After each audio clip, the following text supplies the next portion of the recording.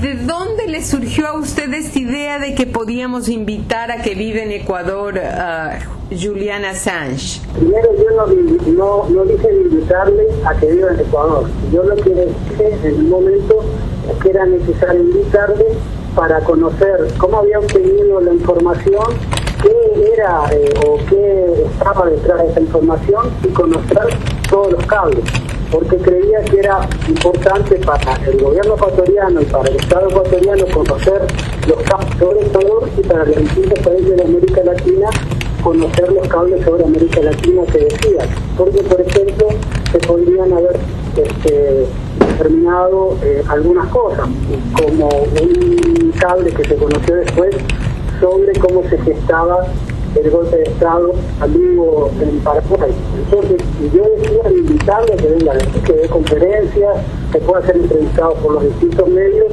y que si él solicitaba residencia, nosotros obviamente otorgarle como cualquier persona. Nunca hablé de asilo político ni de invitarle a vivir en el país.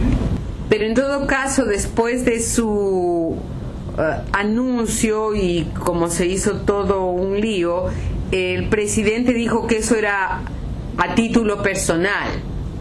¿Era a título personal? Primero de que se malinterpretaron lo que yo había dicho porque se habló de asilo político. En algunos cables de agencias internacionales hablaron de que yo estaba ofreciendo asilo político, cuando eso era imposible porque ni él lo había solicitado. Y además el interés mayor mío en ese momento era más en los cables y en la necesidad de conocer los cables que en otros aspectos. Bueno, en realidad en parte sí era una digamos una opinión personal, pero que estaba dicha teniendo en cuenta la propia política del gobierno, política soberana y de tratar de conocer determinada información. Por lo tanto, creo que se malinterpretó. Era una posición personal, pero no estaba basada solo en una visión personal, estaba basada en una visión del propio gobierno de cómo tratar este tipo de acciones dentro de las relaciones internacionales. ¿Usted conocía personalmente a Assange o solo era de referencia? No, para nada. Yo lo único que conocía era justamente lo que había ocurrido con las denuncias que había hecho Wikileaks, pero no conocía a Assange, no, para nada. No. ¿¿Y después Assange se puso en contacto con usted? Yo no tuve contacto personal con Assange, pero sí hubo contactos a través de la Cancillería, a través de distintas personas, porque después que se divulgaron, una de las cosas que yo proponía era justamente que se divulgaran todos los cables. Sin embargo, como se entregaron determinados cables a determinados medios y los medios no sacaron todos los cables, no ocurrió solo en el Ecuador, sino en distintos países, nosotros conversamos con él para que también en la página web de Wikileaks realmente se publicaran todos los cables sobre Ecuador, no se publicara solo una parte. Y él obviamente accedió y se publicaron en la página de Wikileaks todos los de Ecuador, cuando de otros países no estaban todos los cables. Entonces se logró un acuerdo, más allá de que los cables son en inglés y hay que interpretarlos, y hay que interpretar los códigos utilizados por las embajadas y todo eso, por lo menos estaban colgados ahí para que cualquiera pudiese acceder. Cuando usted dice nosotros, ¿a quién se refiere? ¿En qué sentido? Nosotros hicimos contacto con él. En la Cancillería. ¿Usted recuerda más o menos la fecha? No recuerdo bien, pero creo que fue a finales del año pasado, más o menos. O sea, ya cuando había ocurrido el impasse con la embajadora. Sí, no, mucho después. O sea, nosotros, nuestro interés era justamente lo que yo había propuesto al comienzo, de la necesidad de hablar con él para conocer todos los cables. Después se fueron, de alguna forma, difundidos solo algunos cables por algunos medios y no todos los cables. Yo insistí en la necesidad de hablar con él para que se difundan todos los cables, sobre Ecuador y sobre América Latina. Y fue mucho después de lo de la embajadora, porque nosotros queríamos conocer justamente, yo eso lo dije en declaraciones inclusive, queremos comunicarnos con él para conocer todos los cables del Ecuador.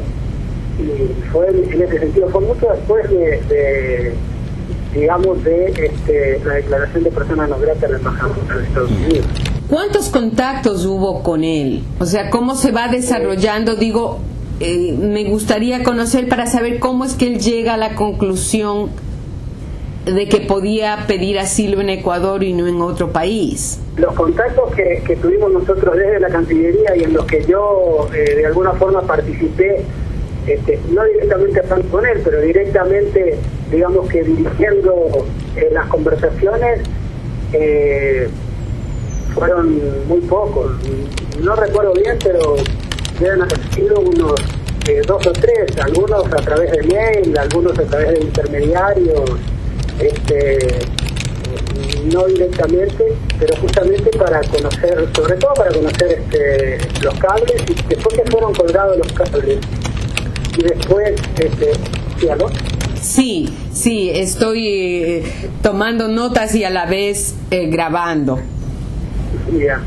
Después que fueron conocidos los cables, ahí ya correspondía a nosotros hacer un análisis de esos cables, que lleva todo un trabajo que todavía creo que está por hacer. Personalmente, ¿tiene alguna impresión usted de por qué el señor Assange escogió a Ecuador de todos los países para pedir asilo? Yo creo que debe tener una determinada confianza, debería tener, cuando alguien pide asilo, tiene confianza en el país en el que está pidiendo asilo, que le va a otorgar el asilo, de que no van a decirle, de que no le van a negar el asilo. Supongo que esa fue su percepción. Fue su percepción de repente, pensando en las distintas conversaciones o las distintas, inclusive como se manejó la posibilidad de que yo había dicho que le invitaba a venir y todo, ya de repente se fue armando una idea de que Ecuador podía ofrecerle asilo. Yo no sé si después hubo contactos con él o él consultó si se le podía dar asilo o no. Eso ya yo no lo puedo decir o no sé, pero yo creo que él se sentía seguro de que por lo menos en Ecuador sí se le podía considerar y dar el asilo. Si no, no creo, claro. No creo que nadie pida asilo, a no ser que sea una situación totalmente ya desesperada, que esté en un lugar y tenga que pedir asilo en ese lugar porque está en ese lugar ya residiendo. Pero no creo que él se sentía con que el Ecuador tal vez era más seguro que le otorguen el asilo que otros países. Supongo que era eso. ¿Usted cree que al gobierno le sorprendió que él solicite asilo? Yo creo que no. O sea, yo creo que, por lo menos a mí no me hubiese sorprendido, ni me sorprendió. Como no me ha sorprendido que el gobierno le otorgue el asilo, como no me ha sorprendido las declaraciones que hace Estados Unidos y las declaraciones. O sea, creo que uno tiene que ir previniendo lo que puede ocurrir y supongo que no le tiene que haber sorprendido.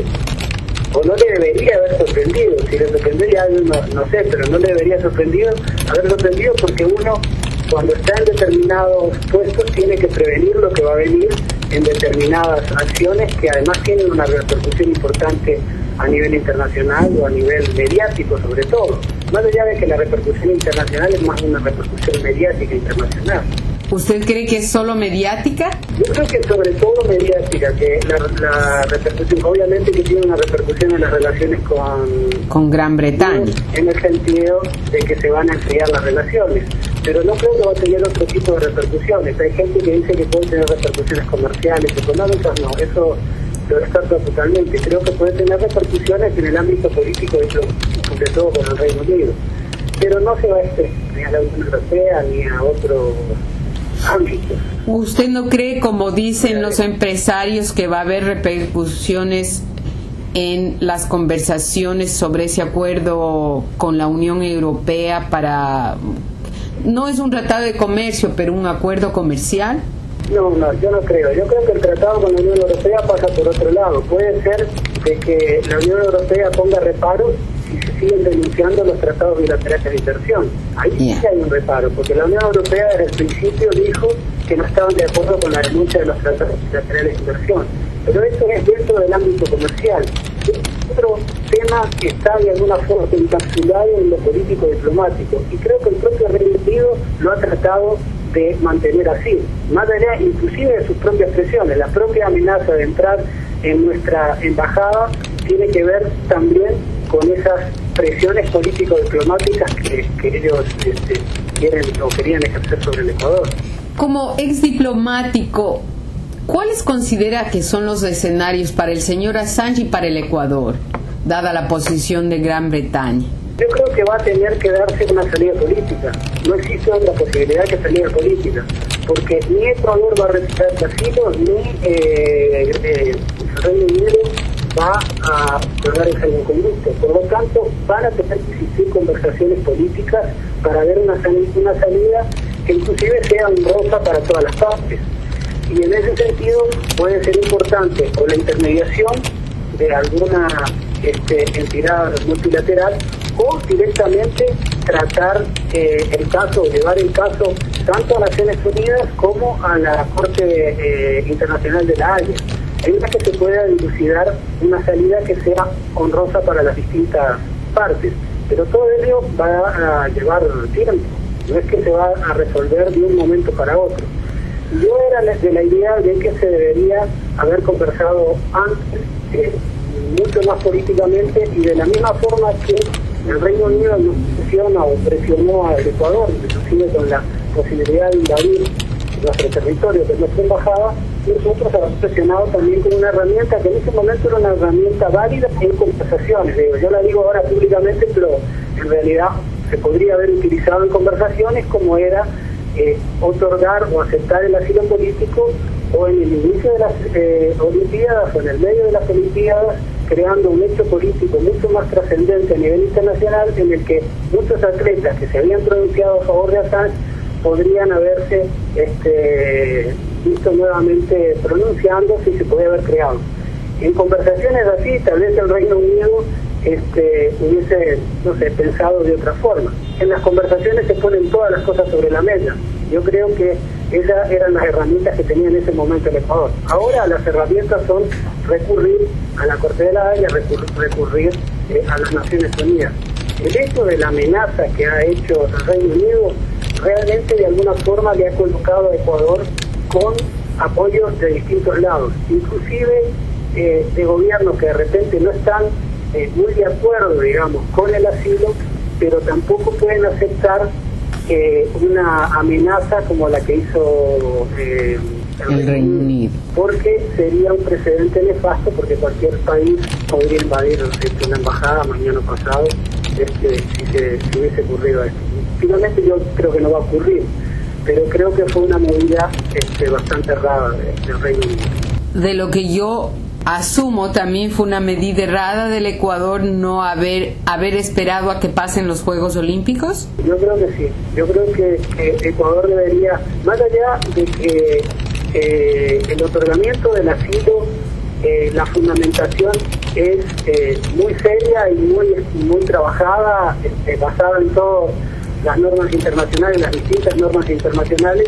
Yo creo que en las negociaciones, en este tipo de cosas, se necesitan presiones de los distintos lados dentro de las conversaciones. Eso obviamente que no trasciende mediáticamente, y creo que Ecuador se demoró un poco en dar el asilo, inclusive hasta por la seguridad del propio Assange era necesario otorgar el asilo antes, pero inclusive para que Inglaterra, el Reino Unido, se sienta también que el Ecuador tenía una herramienta de presión. Ahora hay otras formas y hay otras herramientas que se tendrán que poner sobre la mesa. Finalmente, la salida va a política, no queda otra opción que una salida política, una salida de conversación. Hay quienes, le digo concretamente, sugiere como el doctor Faiduti, que es un ex embajador y catedrático de la UES, que dice que el que puede arreglar el escenario es el propio Assange entregándose. ¿Qué opina al respecto?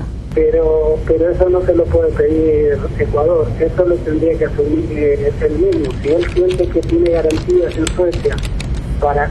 El otro hecho es también de que Suecia dé todas las garantías de que no va a ser reextraditado, que va a ser solo juzgado por el supuesto delito sexual, que tenemos que repetir que no es violación, porque también en el momento en que yo hablé de invitarle a Assange, todo el mundo salió a decir que estaba invitando a un violador.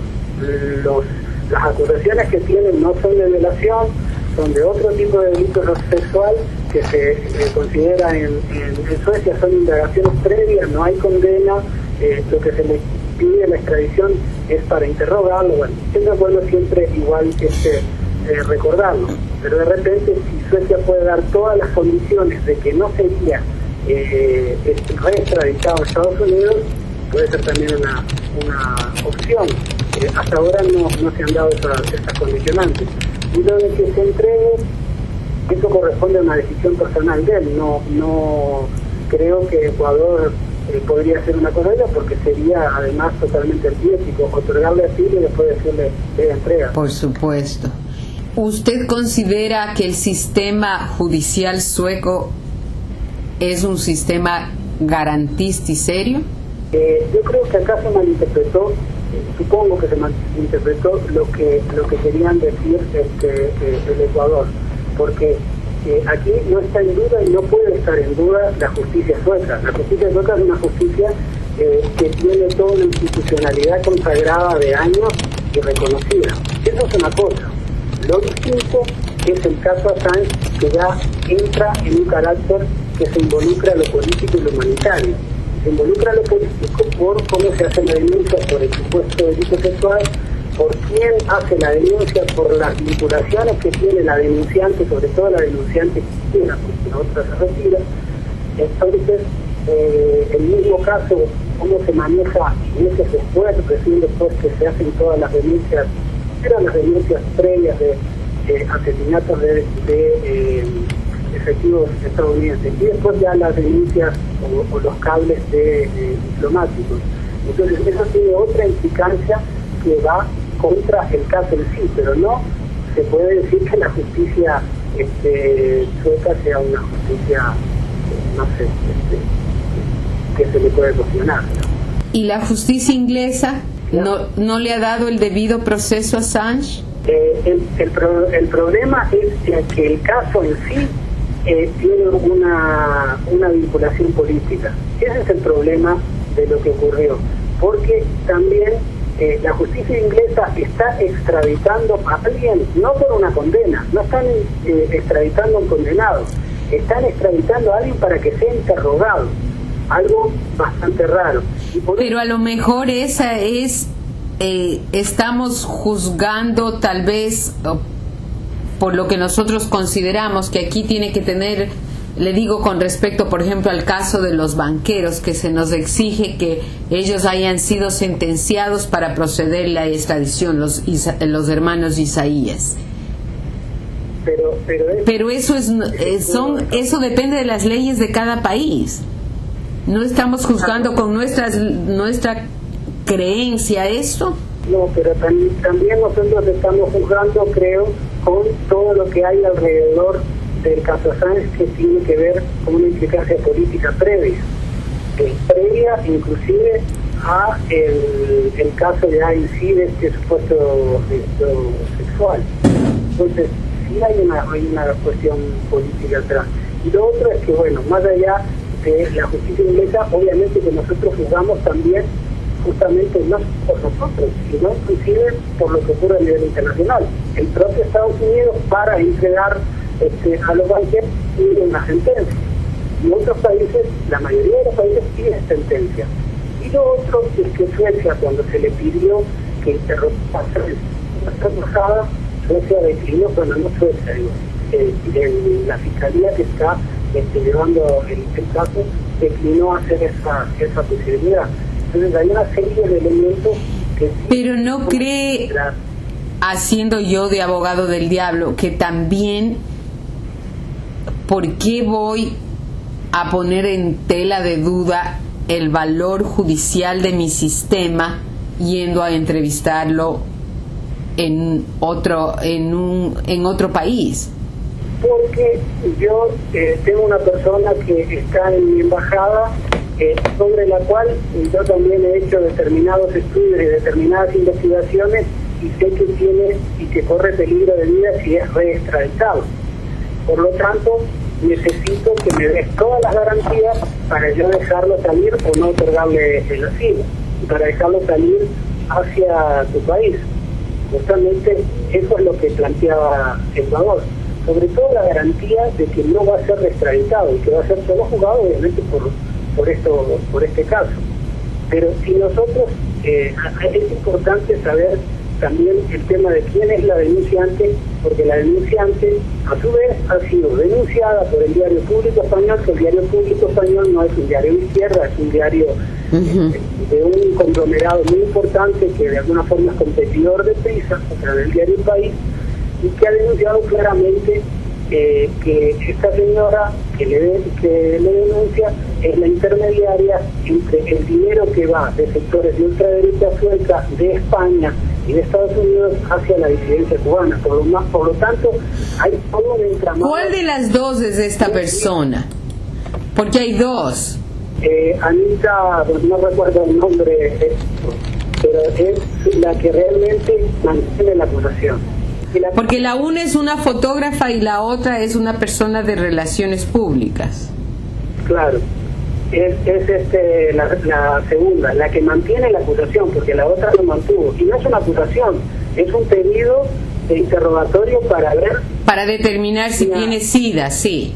Enfermedades o VIH.